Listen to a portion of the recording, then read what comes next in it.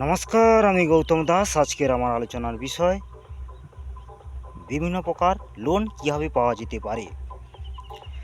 যারা সার্ভিস করেন তারা যে পরিমাণে স্যালারি পায় সেই অনুপাতে লোন পেতে পারে এবং তাদের স্যালারি অ্যাকাউন্ট থেকে এমআই হিসেবে প্রত্যেক মাসে কেটে যাবে।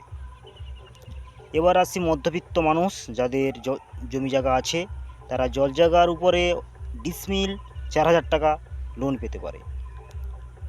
এবার আলোচনা করব যারা ব্যবসা বাণিজ্য করে তাদের ক্ষেত্রে যাদের ট্রেড লাইসেন্স আছে এবং ব্যাংকে টাকা উঠানামা করে তার ট্রানজাকশান, এই হিসাবে তারা লোন পেতে পারে। যাদের কিছুই নেই তারা আধার কার্ড দিয়ে 10 জন বা 5 জনের গ্রুপ করেও লোন পেতে পারে। ধন্যবাদ। বিস্তারিত কোনো কিছু জানার হলে আমার কমেন্ট বক্সে কমেন্ট করে জানাবেন। ধন্যবাদ। আমি গৌতম দাস, আসছি পরের ভিডিও নিয়ে।